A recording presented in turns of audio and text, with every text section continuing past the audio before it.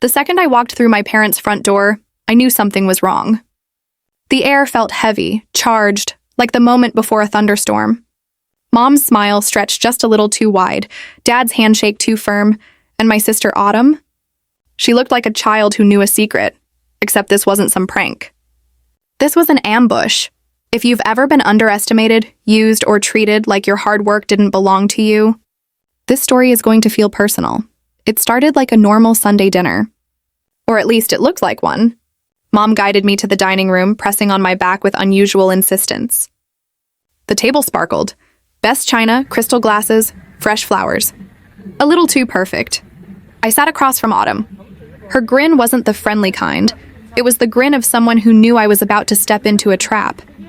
As Dad carved the roast beef, I noticed something that made my stomach knot. A manila folder tucked under his napkin. His eyes kept flicking toward it, like it held the centerpiece of the evening. Mom's voice came next, bright and fake. "How's the clinic, honey? Still working those crazy hours?" I gave a short answer. Business was good. But Dad put down his fork with a deliberate clink. "Sierra, we've been thinking about the future of your clinic." The words froze me mid-bite. Mom jumped in, rehearsed. "Family businesses need family management, dear. We think it's time Autumn helped out." And then Autumn leaned forward, practically glowing. "I've got a whole business plan. I'll manage everything boring while you just treat patients. I'll only take 25% of the profits. Really fair, right? Fair?" My heart pounded so hard I could barely hear the clatter of silverware. This wasn't a casual dinner. It was an ambush to steal the business I had bled for. As Autumn spoke, my brain flashed back to everything I had sacrificed. The double shifts at the hospital cafeteria just to afford physical therapy school. Sending money home so she could enjoy her freshman year while I ate ramen in a one-room apartment with curbside furniture. The $187,000 in student loans still choking my bank account every month. Meanwhile, my family barely noticed. When I graduated, Dad dismissed my academic honors with "book smarts don't build practices." At my clinic opening, Mom smiled more at Autumn charming guests than at me cutting the ribbon. And when Autumn helped at my front desk last summer, she gave discounts to her sorority sisters, messed up schedules, and left me apologizing to furious patients. Now here she was, asking for a quarter of my life's work, like it was nothing. I kept my voice calm. "May I see what you've prepared?" Dad slid the folder across, smug. "Already drawn up by my attorney. Just needs your signature." Autumn clapped her hands. "I can start tomorrow. I already have redecorating ideas." That's when I reached for my briefcase. The click of the lock opening echoed through the dining room like a gunshot. Inside was my leather portfolio, the one I bought after landing the Denver sports medicine contract. A reminder that my achievements came without their help. I laid out documents on the table. 3 weeks ago, I signed a management services agreement with Colorado Healthcare Partners. They handle all administration now. Dad lunged for the papers, frowning. "You can't make decisions like this without family." "Actually, I can." I slid another highlighted page forward. "No family members may be employed in management without unanimous board approval." "And the board?" "That's me and my CHP partners," Autumn's smile cracked. "You did this on purpose." "I made a business decision," I said steadily, based on experience.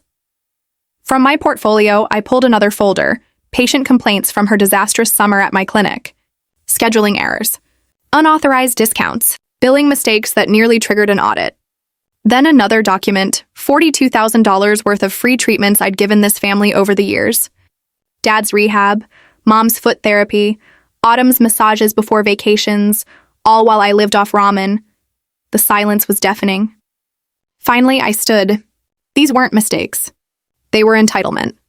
"And I'm done funding it." Mom clutched her throat dramatically. "I never thought you'd put business before family." I stared her down. "I'm not putting business before family. I'm putting boundaries before exploitation." Autumn slammed her chair back. "You're so dramatic. Acting like you did this alone when we always supported you." I laughed, cold, humorless. "When exactly?" "At graduation when Dad photographed you in my cap and gown. Or at my clinic opening when Mom told everyone I was just the medical person. Your support shows up only when you can steal the spotlight." Dad rose too, trying intimidation. "You've changed, Sierra. Success has made you cold." I met his gaze. "No, success made me visible. And you don't know what to do with a daughter you can't ignore." I packed my briefcase, snapped it shut. Starting next month, family treatments will be billed at standard rates. Charity is for patients who can't afford care, not for people who refuse to pay. Mom gasped. Dad muttered a curse. Autumn burst into theatrical sobs.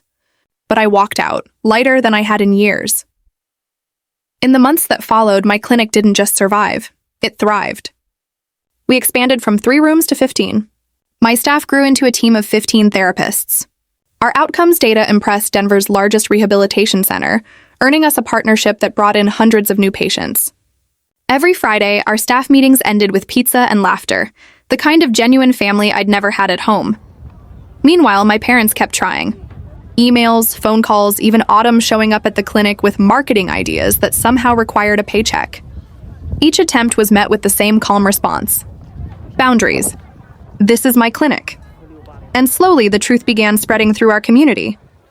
Friends questioned their stories. Colleagues noticed the disconnect. The mask slipped, and my family's lies about our family business crumbled. Eventually, they begged for a meeting. Not at their house, on my terms. Neutral ground. We sat at a cafe. I laid my portfolio on the table, full of receipts, texts, screenshots. Dad started with his old line, "Blood is thicker than water." Family stands together, I let him talk. Then I slid across the printed Facebook posts where Mom bragged about our family clinic. Texts where Dad pitched my business to his golf buddies as if he owned it. Emails from doctors confused about his partnership. Mom stammered. Autumn fumed. Dad flushed with anger. That's when I set my terms. No input on clinic decisions. All treatments billed at standard rates. No more pretending they own a piece of my work, Mom cried. Dad raged. Autumn whined about fairness. I simply stood, left money for my coffee, and walked away. For once, I didn't look back. 1 year later, my clinic is the most respected in Denver. Patients wait months to be seen. My staff calls me not just their boss, but their leader. And my family? They've learned silence. Slowly, cautiously, they've begun sending messages. Not demands, but small attempts at real connection. My mom volunteering at a garden. My sister finally holding a job without my help. I don't know if reconciliation is possible. But I do know this. Boundaries saved me. For years, I thought love meant sacrifice, giving until I was empty. Now I know love also means respect.